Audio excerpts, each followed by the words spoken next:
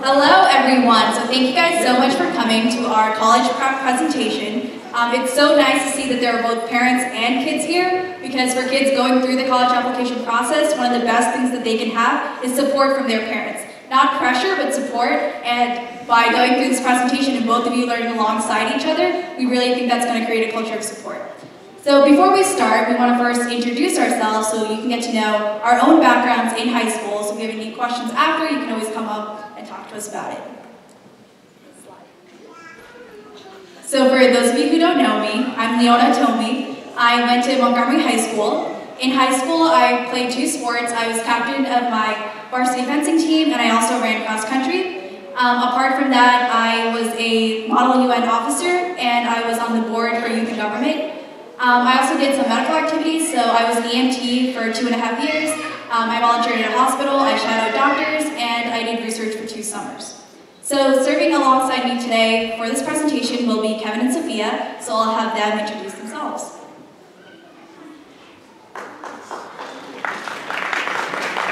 Hi, my name is Sophia, and I also went to Montgomery High School. I did a lot of choir-related activities, so I was in the region, state, and national choir. I also did Girl Scouts, and I completed my Silver and Gold Awards projects, and I was the founder and president of the Makerspace Club at my high school, which was like an engineering initiative at my school. And I also did Science Olympiad, and I did 2 research internships. One was at a neuroscience institute, and one was at a cancer research institute.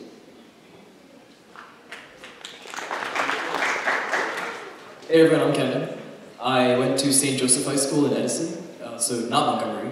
Actually similar to Leona, I also ran cross country and track in high school. I was an officer for Model UN and Youth in Government. And then I was really involved in politics and writing in high school too. So I edited my school newspaper, The Falcon. I was involved in the Science League, the Math League, the Varsity Math League. And I was also an Eagle Scout and a member of the Boy Scouts of America. And I founded a company called Olympian Advising, which was a company that did SAT prep and test prep until we got shut down by the new SAT. So that was me in high school.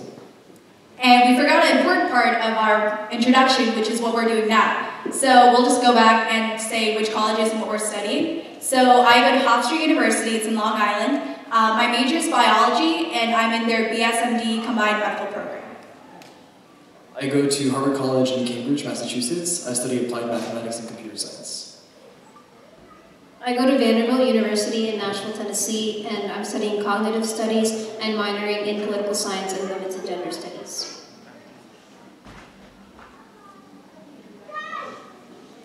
Okay, so quick overview of what we're going through today. What we're trying to base our presentation on is, while you're applying for colleges, what are the 5 to 6 main things that colleges are looking for and things you're going to encounter in high school. So this is the order that we're going to go in, and it's also the order of importance that colleges look at. So today we're going to cover transcript, test scores, extracurricular activities, awards and honors, community service, then your college essays, and finally teacher recommendations. So the most important thing in your college application is your transcript. That just means the compilation of grades and classes that you've taken throughout your high school career. And I think a lot of kids going into college think of their transcript or their course load like this. It's really confusing. There are a lot of courses you can take and a lot of different tracks you can go down in high school. So it's kind of important to take a minute before you begin high school or when you're in your freshman year to kind of figure things out and think about what kind of classes you want to take. Because it's good to explore classes, especially in freshman and sophomore years, but it's also important to kind of think about taking classes that are a little more aligned to what you're interested in, so that one, you can do better in those classes, but moreover, you can actually kind of begin to think about yourself as somebody who specializes in something. Not too much. I mean, you can always take a little bit better at the end of high school, but a little bit. I think the most important thing about the transcript in high school is colleges compare what you take in terms of course load to your high school's available course load. So if your high school has 12, for example, 12 honors courses, and you take 7 or 8 honors courses, that looks really good. If your high school has 5 honors courses, and you take all 5, that looks equally good. So you're always going to be compared to what your school has available, and always keep that in mind in terms of when you're picking your courses. Colleges look for students who can max out their school's course load and then kind of go above and beyond in terms of what courses and the rigor of the courses they take. There are different kinds of courses you can pick in high school. The first kind of level of course is CP course, which is a college prep course. And then above that, you have your honors courses, and then finally your AP courses. So these can be a little bit confusing, and I was a little confused when I was going into high school with these. The difference here is AP courses are designed by the College Board, and they are designed to mimic actual college courses. So you learn, for example, in AP chemistry, you learn what a first semester chemistry student would learn in college. Versus in honors chemistry, you learn a pretty rigorous foundational chemistry for a high school student, and then in CP chemistry, you learn a more basic introduction to chemistry as a high school student. So when you're thinking about registering for your courses every semester, every year, you should always think about how much you can handle in terms of CP, honors, AP courses. It's a good idea to start taking AP courses your sophomore, junior, senior year, but only as much as you can handle. So colleges look for good grades and good test scores in AP courses, but equally so, they look for good grades and scores in honors courses and CP courses. So if you're gonna, the worst thing you can do in terms of picking courses is take 5 AP courses if you can't handle 5 AP courses. And get like B pluses or Bs in those courses, instead of taking 5 honors courses or maybe 3 honors courses and 2 AP courses, and get A's in those courses. So it's always kind of a balancing game in terms of how much you can handle, what is the right balance for you as a student, and then what courses are more easy or more difficult for you as you pick courses every year. There are 38 total AP tests. You should definitely not try to take all of them. But it's good to kind of start taking AP courses and tests within your kind of area of interest. So when I was in school, I started by taking a lot of the history AP tests, and then the chemistry and physics and biology AP tests, and math. So kind of like started from what I was interested in, and then what I wanted to study in college, and then trying to diversify from there.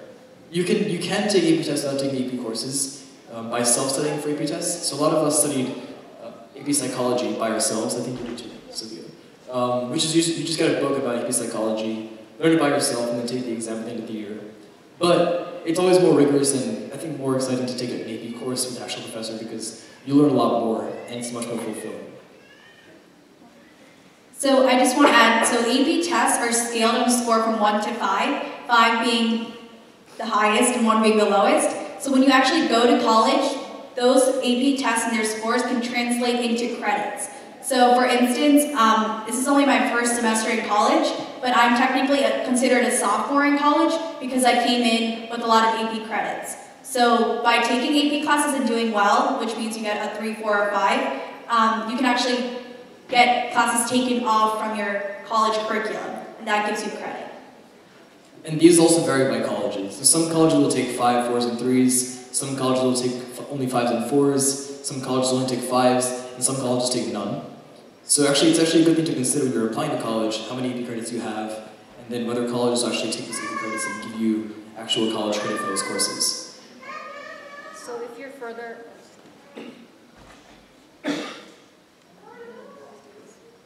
If you're further along in your high school career and you already know which college you want to go to or which ones you're reaching for, you could look at which classes, which AP tests that those schools give credit for and then only take those tests because it does cost money to take the test depending on your school. So you don't want to waste time, money, or effort if the school that you plan on going to doesn't give you credit for the test. So when you take a lot of AP exams, there are also things called AP Scholar Awards, which are good. I think it's a misconception in high school that AP courses are only counted for giving you credit in college. This is not true. Colleges also look at the AP courses you take to see how rigorous your course load is, and then like how academically stressful of a course that you can actually bear, which directly translates to how well you can do in college sometimes. So there is everything from AP Scholar, which is I think 3 AP tests, all the way down to National AP Scholar, which is 8 AP tests with an average score of 4 or more. So these actually go on your common application. So it's good to kind of rack up these AP Scholar awards and then show them off to college when you're applying. They'll actually think that's pretty impressive. This also goes back to the thing I said earlier about colleges look at your courses in comparison to what your school offers. So if your school offers 8 tests and you take all 8 tests, or if your school offers 5 tests and you take like 7 tests, colleges look at that as like seeing as as seen as being going over and beyond what your course or your school offers, and maxing out the course load that way. So next we'll be moving on to talking about standardized tests. So there's the ACT and the SAT, and both are equivalent tests, and you can take either one. Colleges accept both, but there are some differences between them. So the main difference with the ACT is that there's additionally a science section, which we will explain in more detail in the next slide. And the questions tend to be more straightforward, and it's scored out of 36, whereas the SAT, especially with the English and the writing questions, those tend to be more analytical, and the total score is scored out of a 1600. So Sophia mentioned the science section, but I don't want you guys to get misled and think it's actual science. So we have a sample science question to show you guys what it looks like. So the question has a table, and it says, Table 1, if the amount of iron 3 oxide produced on day 9 had been measured for the salt solution, it would most likely have been. So if you actually look at the question, all you have to do is go to salt solution row, and it has until day 8, so they want us to predict day 9. So you just have to look for a trend, and you see that each number gets higher, so day 9 has to be greater than 1.84. Does that make sense? So there's no actual science technically involved, it's just being able to read graphs and data and charts. So just because your kid is bad at science or good at science, that doesn't disqualify the ACT. It's just more reading comprehension in a scientific context. And like I already mentioned, colleges don't care which of the two exams you take, they're considered equivalent exams.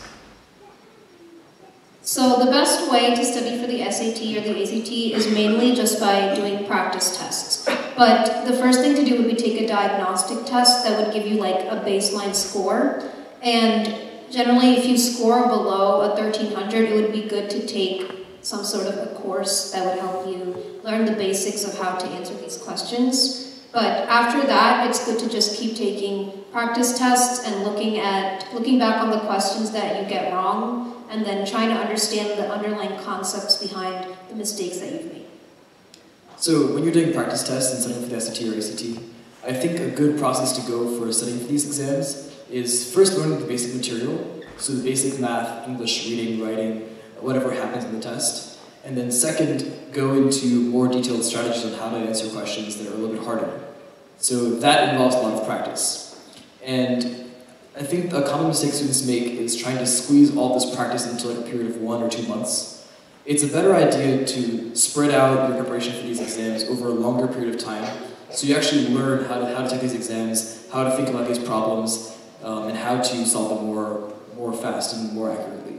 What these tests actually answer, or actually gauge, is not how do you think about hard problems. It's how can you take a very simple task that's given to you and like break it down over time, prepare for an exam, and actually learn how to take an exam.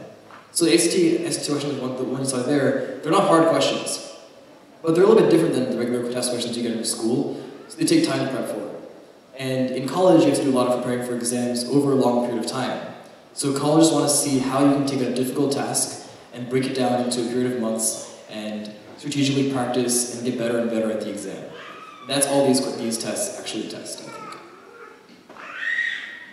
So the SAT is something that you have to self-register for, so your school's not going to do that for you, so you have to look up the dates when SATs are available and go and register yourself. So you can actually register starting from your freshman year, but we would recommend at least wait until the summer after sophomore year. Also, summer is a really good time to take the test because you have a few months where you have no school, all you're doing is studying for the test and taking it.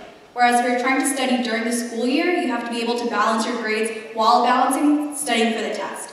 And you can take the SAT as many times as you want. So if you think you can do better, you can keep retaking it. But most of the time, usually after 3 tries of taking the test, your score is not going to get much higher. So we wouldn't recommend, unless you went through some significant studying habit change, taking it more than 3 times. So when you actually apply to colleges, you get to pick which score you want to send to them. Like you pay the money, you select the date, and send those scores off. So they're not going to see if you took it 7 times or 2 times or whatever. So don't be scared of taking it multiple times, but again, after 3 tries, it's hard to see a significant difference in your score. So the last kind of exam here is SAT 2 exam. So whereas AP courses gauge how well students can achieve in college level courses, SAT 2s or SAT subject tests gauge how well students can do in high school level courses.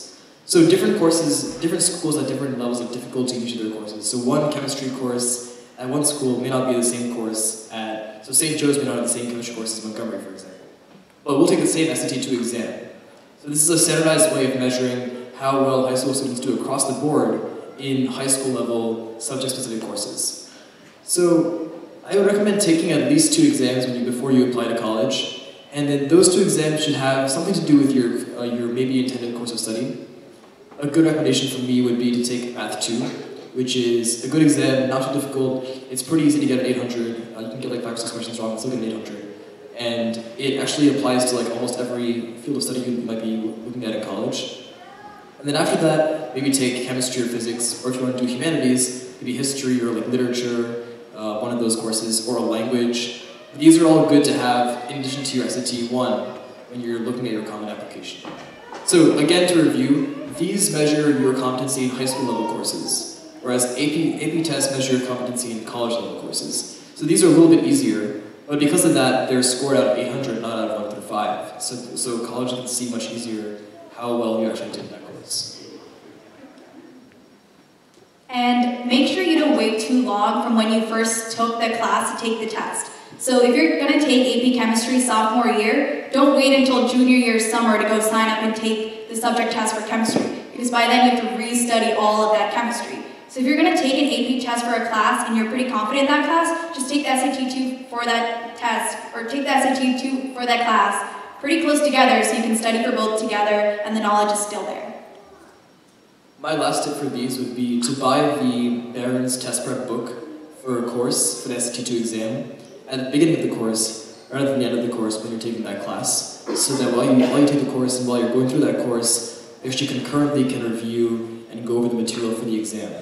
So when I took AP Chemistry, I also bought the Barron's SAT 2 Chemistry book, and I learned the things in parallel, rather than trying to cram it all in, I feel like, last week's exam.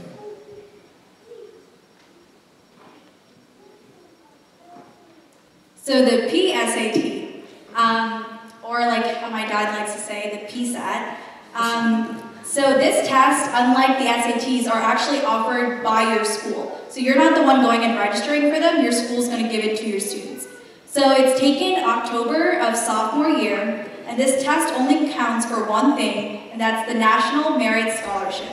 So that's the national scholarship, and this score is what's taken into criteria for you to be eligible to participate in that scholarship.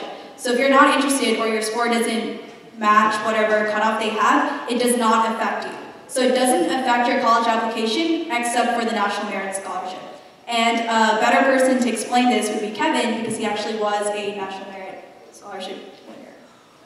So the scholarship is actually good to get. It's like $2,500 that you get for your first year of college. So I would say study for the PSAT for that reason. New Jersey is one of the harder states to get the National Merit Scholarship. The cutoffs vary by state. So when we took it was out of 240, which is just like divided by 10 out of 2,400.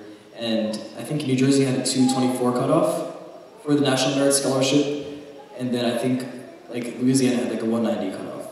So it's harder to get it in New Jersey, but it's worth getting. So I would suggest studying for the PSAT for 2 reasons. One, you might be able to get the National Merit Scholarship, and then 2, you'll actually learn the same stuff for the SAT later. So you actually have that background going in sophomore year. I think this is administered in October of your sophomore year. Right? So then you should study over the summer after your freshman year for the PSAT, if interested. So now we're moving on to extracurriculars. So if you're just starting high school, you might be confused by all the clubs that are offered at your school, and you won't know which one to pick. But that's kind of what freshman year is for. It's okay to try different things and just feel it out and see what feels right. So generally, though, it's good to show that you have shown a bit of commitment or dedication to a few clubs instead of spreading yourself thin.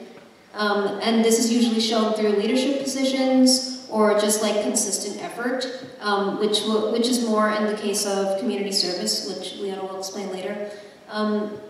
But also, in terms of picking the clubs that you want to do, it's good to pick things that are related to what you would want to do in the future. So, for example, if you want to be pre-med or be a biology major, it's good to do something like Science Olympiad or a science-related club. Whereas if you want to do business or humanities, to do FBLA, like Future Business Leaders of America, Model UN, Youth in Government, something like that.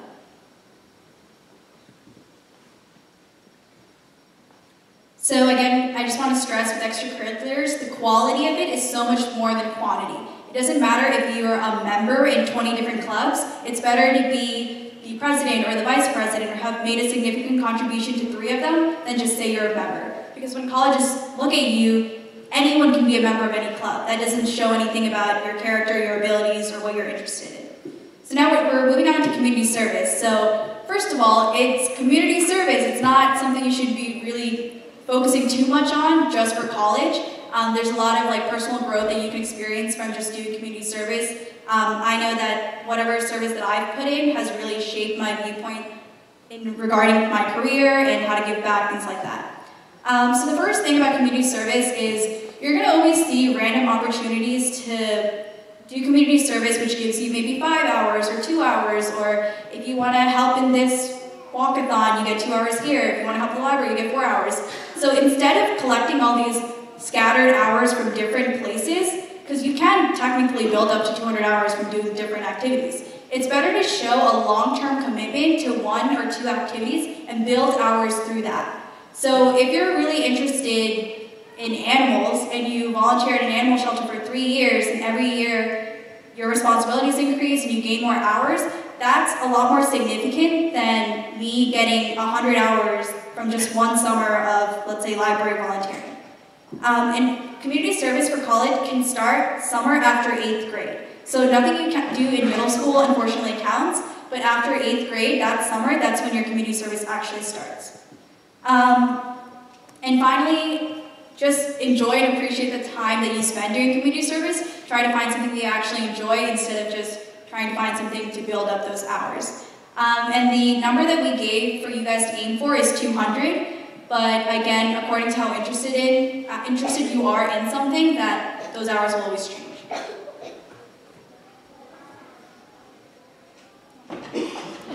So the common application. So this is where all 4 years of your high school are going to be presented. So this is the common application website. So all of the information, your test scores, your extracurriculars, your grades, your essays, all of this gets put into this website, and this is what colleges use to decide to accept you or not. There are a few colleges that are exceptions and don't use the Common App, but almost every college is on the Common App. So once you guys get into senior year of high school, you'll make a Common App account, and that's where you're going to compile all the information in one place. So apart from your personal information, your grades, your test scores, this is what the activities section looks like. So all the extracurriculars I talked about, you can only list 10 extracurriculars on your Common App.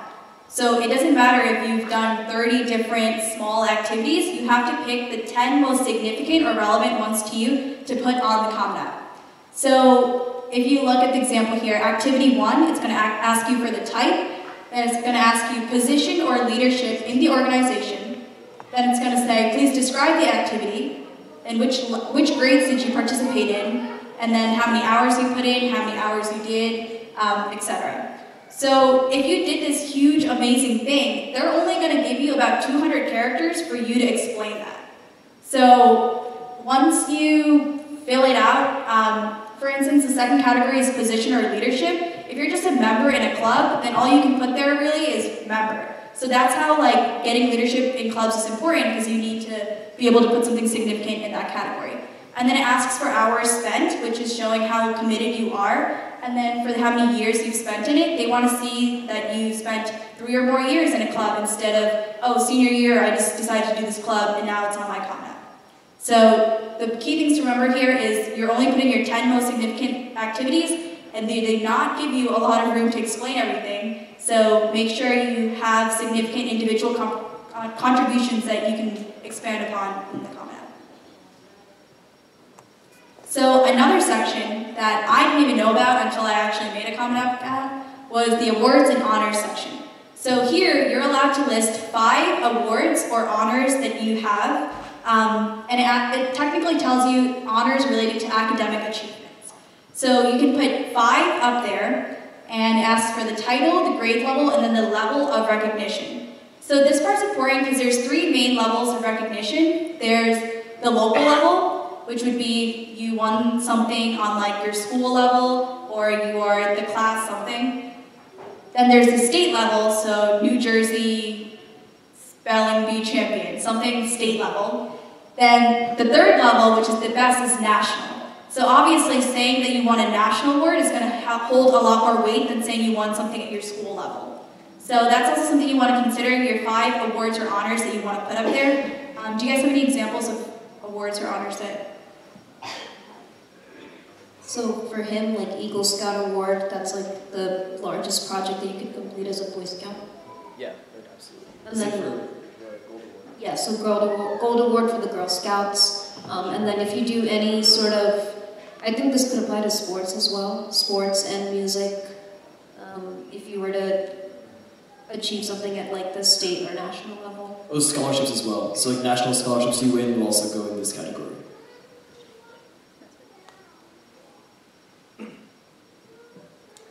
So, when you look at these 2 students, we have here Jordan Shaw and Athena Smithman. Can anyone, after looking at these students, tell me which one to take to my selective college? I can only take one of the 2. Any ideas? Alright, who thinks Jordan Shaw? Oh, sorry, you can't read it. Well, Jordan goes to Westfield High School. She has a 3.93 GPA, a perfect SAT score. She took US History and Math and got a 716 to 800 respectively. She was the cross-country captain, literary magazine editor, vegetarian club leader, student gov representative. She won the AP Scholar Award through the International Paul Harris Fellow Award and the Ron Brown Goldman Sachs Scholarship. Athena Smithman goes to Stockton High School. She has a 3.99 GPA, a 1570 SAT score, a 35 ACT score. She took math, biology, physics, and US history. She was a science bowl captain, the Interact Club president, the senior class vice president, and she won a bunch of science awards. So who thinks Athena? Raise your hand. Who thinks Jordan? Okay, well I actually have no idea. These 2 students look exactly the same on paper to me. Well, and to colleges too. When you apply to colleges and you send in your common application, you're a bunch of like numbers and awards and like service hours and leadership positions and scholarships. But what they actually want to see is someone with a personality. So that's where your essay comes in. That's where your essay comes in. So there are a couple of different essays you'll submit to colleges. The first is your Common App essay. And your Common App essay, I think, is a snapshot of your viewpoint on something in your life, and something that kind of resonates with your background, and your experiences, and your individual kind of personality. So, what you should write about for your Common App is like how much you love playing the violin, or like how much you love nature. Like, because for any of those Common App essays, you can find 1,000 students who could write the same exact thing.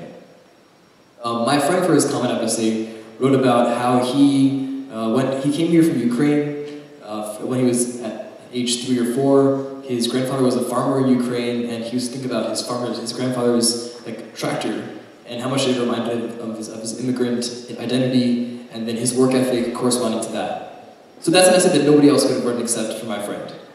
And that's what your Common App should be. It should be an essay that only you can write, and that resonates with your identity and your background and your experiences. There are a couple of Common App prompts. One of them asks about challenges and failures. One of them asks about backgrounds and experiences. And a couple of them ask about very similar things. But this is the gist of the Common App. It is a snapshot of your identity and your viewpoint on some particular thing. Not a manifesto, but kind of like a snapshot. The other essays that you'll submit to colleges are your supplements. So these ask more specific questions. So supplements can be like, why X college? Like, why do you want to come to Yale University? That's a very common kind of supplement. And you need to think about what kind of reasons you actually want to go to that college and write this essay particular to each college. So if you want to study directed studies at Yale and then go into the political science major and then go and become a Supreme Court judge eventually, maybe you can write about your interest in politics and things you've done that correspond to that interest and why you want to go to Yale for that reason. So your why X school essay has to be different than everybody else's why X school essay as well. And other Common Apps can be very random things. So I know Princeton our year had us like think of a quote and then apply that quote to something in our life that was like an academic or intellectual experience. That's a very common Common App as well. Supplement as well. The trick to these essays, because these supplements can pile up very quickly. If you apply to 10 colleges and they each have 2 supplements, that's 20 essays right now. So the good thing is that you can recycle your supplemental essays from college to college. So I think after writing like 4 or 5 different essays about yourself, everything kind of starts to sound the same because you're not that interesting as a high school student, to be honest. So you will be able to recycle a lot of this content for your essays. So there's one Common App essay, and then many shorter like supplemental essays that you'll submit to other colleges. And the trick to having a good essay is that they take time. So you can't wait until, let's say, October, or even when like senior year starts, to try getting this perfect Common App essay. Start writing and writing and rewriting in the summer. Have your friends read it, have your teachers read it, have your parents if you want to read it. So it's going to take a while for you to get whatever your thoughts are into a paper to really show your personality. If you look at the 2 students that we showed before, you're not going to be able to tell who's the creative one, who's the funny one, who's the kind one. Those aren't personality traits that you can get from just reading someone's bio, grades, awards. So you really want to know what's unique about you that you really want colleges to know about you. And then just rewrite and rewrite and rewrite until you're satisfied. So who's a junior right now in high school? How many of you? Couple in the back? Okay. So the Common App comes out, I think, August 1st. And my best advice for like thinking about the Common App would just be to like take some time and free write in the summer about anything that pertains to you. And that'll give you some like seed ideas for a good Common App essay that you can then build upon and iterate upon and then kind of on and form into an actual essay. So like write with no grammar, like no like structure or anything in your journal or in like a notebook over the summer. And then by August you should kind of begin compiling these thoughts into something a little bit more organized. And then I think by the time you get to your senior year of high school, September, you should have a Common App ready because it's very stressful if you don't. And I know people who were like editing and rewriting their Common Apps over winter break in senior year of high school, and they had the worst time. So I recommend writing your Common App in the summer before your senior year, so August.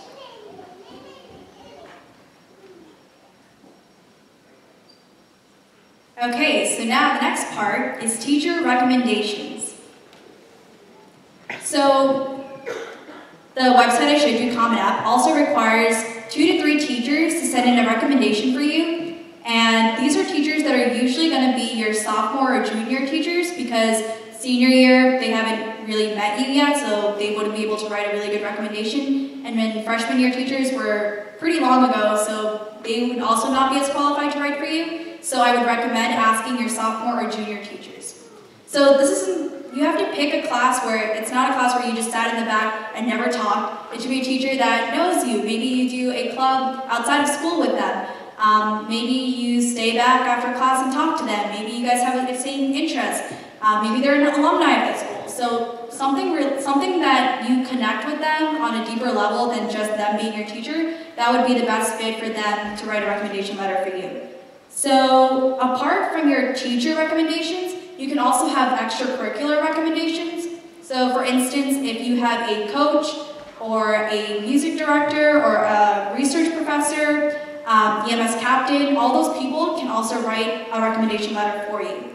The amount of recommendations that a college accepts is specific to that college, so you have to look at which colleges you're applying to, what are their requirements, and then make sure you hit those requirements. So one college might only accept one, whereas another college can accept 3. Rutgers, for instance, does not take any teacher recommendations. So it's very specific to each college that you're applying to. So one last note on recommendations.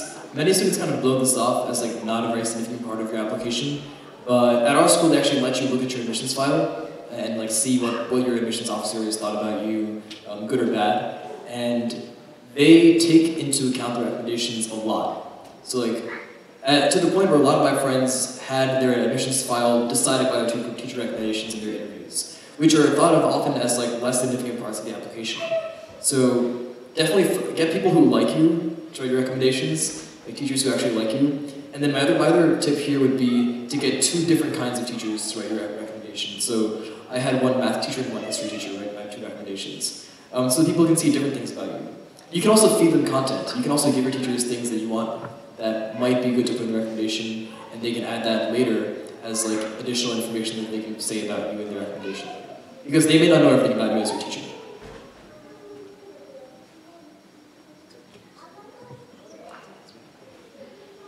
Interviews are I think the last step of the application process. They actually happen after you submit your application. Not every college does them, but they also come in handy because almost every interviewer will give a page of notes to the admissions office at the college, which tells them, again, more about your personality. So interviews are very casual for college. You don't have to actually prepare any answers to questions. But you should be able to talk very fluently about yourself, what you do, what your interests are, what your background is, and then you should be able to talk in an interesting fashion about random things. So I think my interview talked about Woodrow Wilson a little bit and like the Syrian refugee crisis. So like very random topics, but my interview just wanted to see if I could actually hold a regular conversation or if I was just like a blind, like no personality, kind of like boring person. So that's what your interview comes in handy for, honestly. The colleges want to see a 3-dimensional figure of you, and your interviewer notes will give you a little bit more of a 3D personality if you have a personality in your college application. But I think the one thing I would do before your college interview is rehearse like a couple different snippets about yourself that you can begin with. So this is similar to a job interview, actually. The first question you get in any job interview is, tell me about yourself. For like 30 seconds to a minute. So if you can, that's like your first kind of like hurdle to pass in any interview, especially your college interview. So if you can talk for like a minute about yourself and in an interesting way, that can then provide the seed for many other different interesting conversation topics.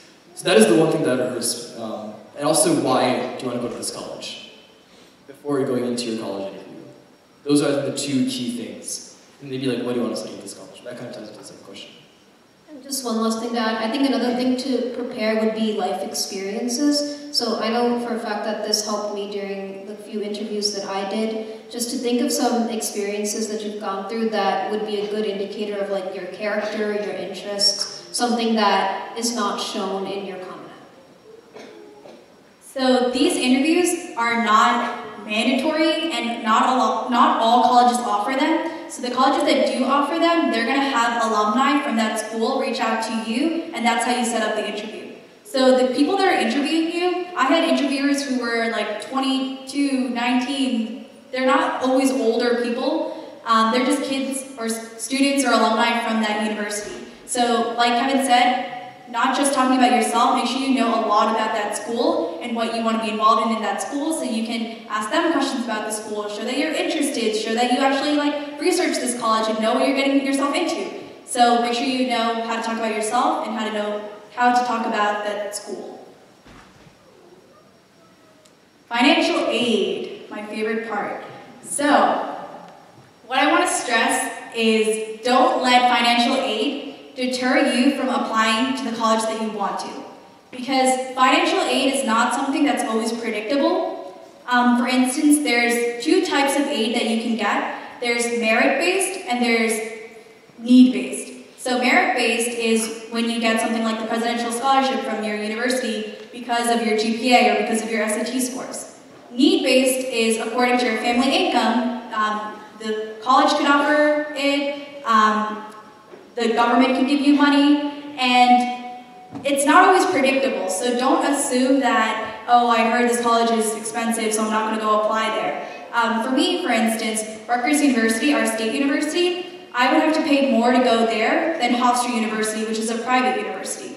So most people might not think that. They think, oh, state universities are cheaper. I don't want to apply to private places. I don't want to apply to Ivies. But don't let that deter you, because financial aid really is unpredictable. And the second thing I want to say is you can always appeal, ask for more money.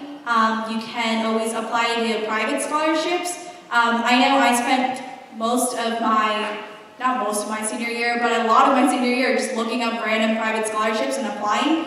And to find a scholarship, write the essay, send it in. It might seem like a lot of work, but all the other high schoolers are also thinking that, so there's not always going to be a lot of competition if you actually take the time to write that essay, write that poem, do something about it. So I really encourage you to apply to whatever universities you want to, and also apply to private scholarships. So this is a really technical part. We're not going to go too much into it, but the way you apply for federal aid is through a website called FAFSA, and that's how you put in your family income. It tells you like estimated financial aid, and that's how you get your need-based financial aid.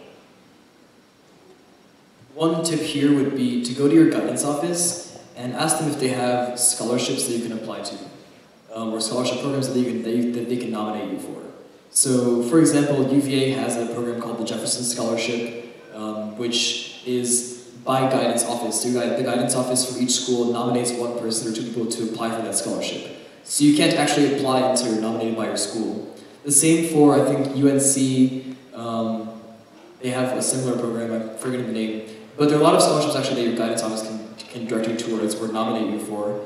And they also have lists of scholarships very often. So go to your guidance office and ask them for scholarships that you can apply to. This is a key source of scholarship listings, I think.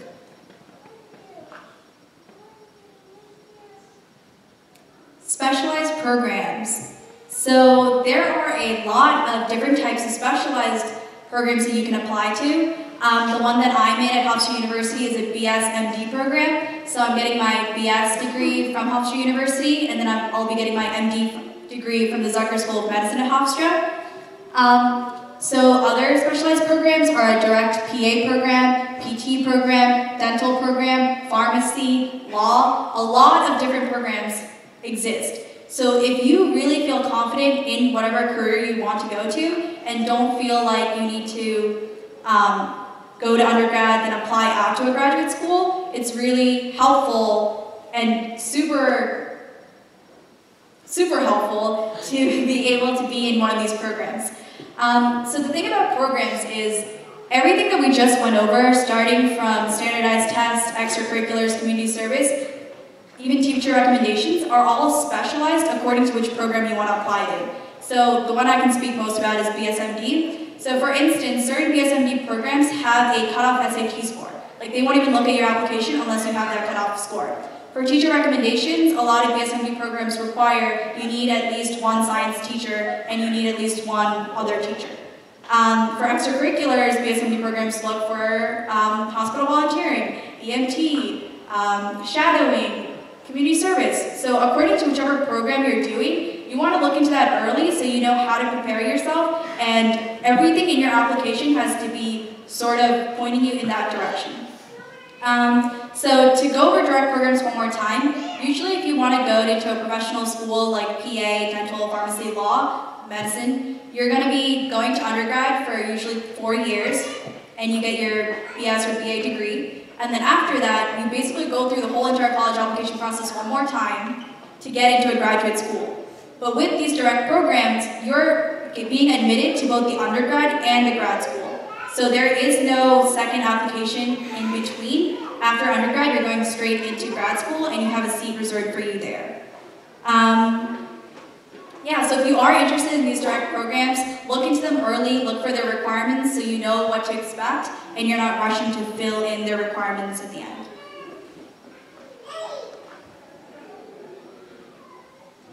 So I think our last topic here is selective admissions, which covers Ivy League admissions and then schools like Duke, Vanderbilt, Rice, like those selective colleges, and also schools like MIT and the technical colleges as well.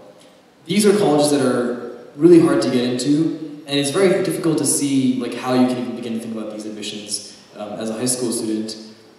So Harvard's admissions rate this year was 4.59%, which means out of every 21 kids who apply, they take one kid. So like, what does it mean to be like that one kid? Like, what do colleges even look for?